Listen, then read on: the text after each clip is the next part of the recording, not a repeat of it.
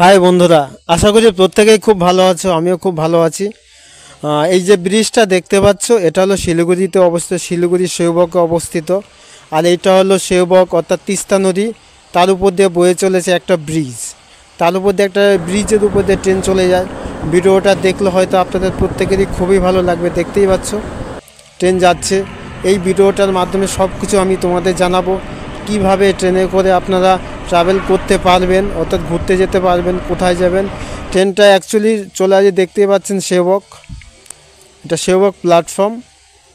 এখান থেকে আপনি শিলিগুড়িতেও যেতে পারবেন, এখান থেকে আপনি পাহাড়ের ভেতর দিয়ে দমনিতেও যেতে পারবেন। ট্রেন ঢুকছে সেউবকে, অর্থাৎ শিলিগুড়ি থেকে ছেড়ে আসলো। দেখতেই পাচ্ছ এই ট্রেনটি সেউবকে চলে আসে 4:36-এ।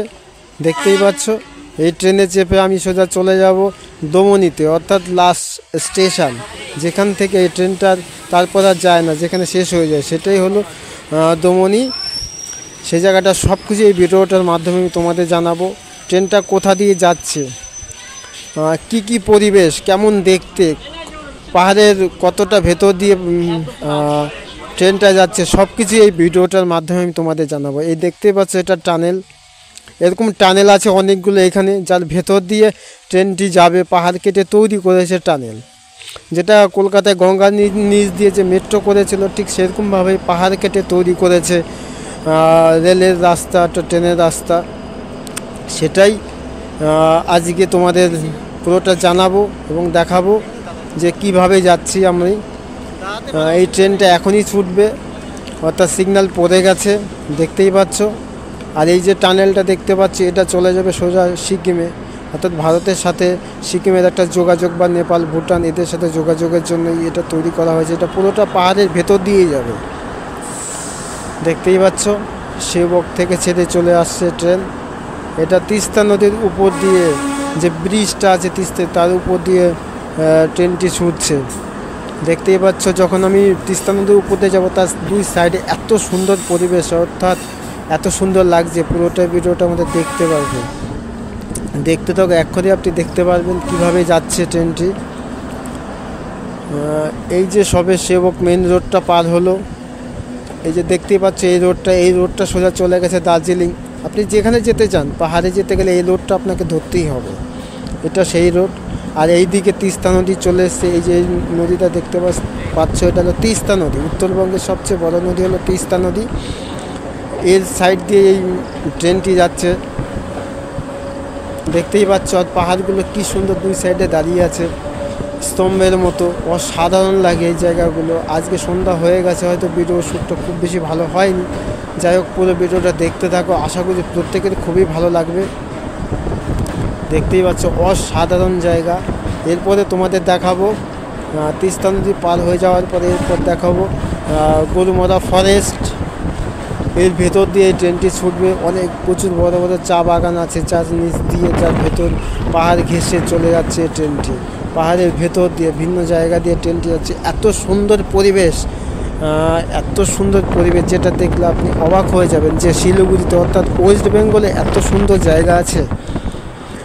আর তার সাথে একটা কথা বলতে চাই, যারা ওয়েস্ট বেঙ্গলে থাকো, যাদের পয়সা কম, হয়তো যারা আমার মতো যারা অনেক দূরে দূরে ঘুরতে যেতে পারো না, তাদের একটা কথাই বলবো যে ওয়েস্ট বেঙ্গলটা যদি আপনি ঘুরতে পারেন, তাহলে ভারতবর্ষের ঘোরাটা অতটা বেশি প্রয়োজন হয় না। এইদিকে সমুদ্র আর এইদিকে পাহাড়, এইদিকে নদী, আর এইদিকে আর অ্যাকচুয়ালি বলতে গেলে গঙ্গা আছে।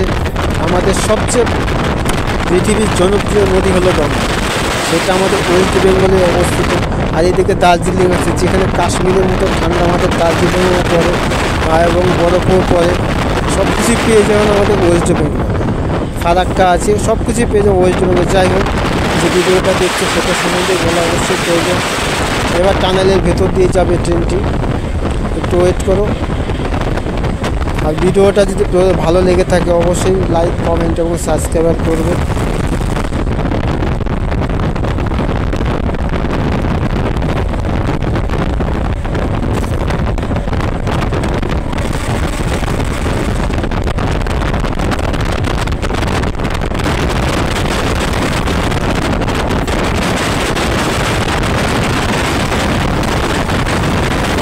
হাই বন্ধুরা, আশা করি ভালো আছো।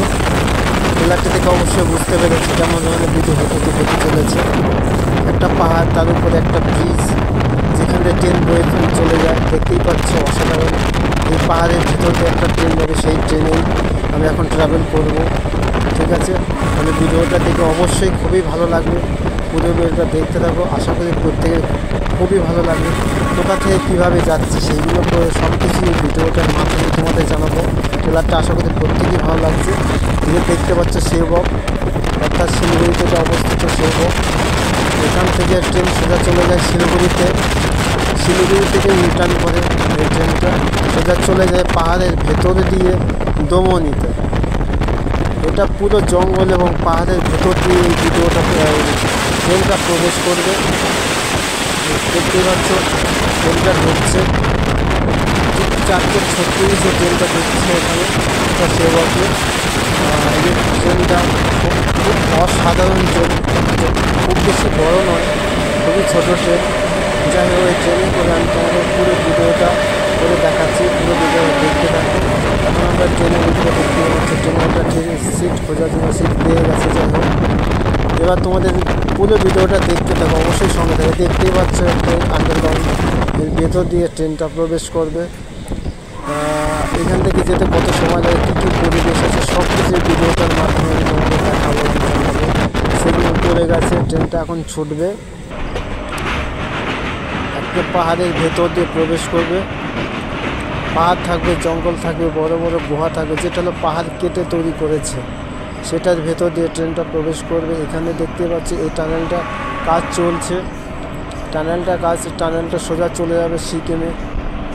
সিকিম থেকে চলে যাবে আবার নেপালে। এর সাথে যোগাযোগ করার জন্যই এই রাস্তাটা তৈরি হচ্ছে।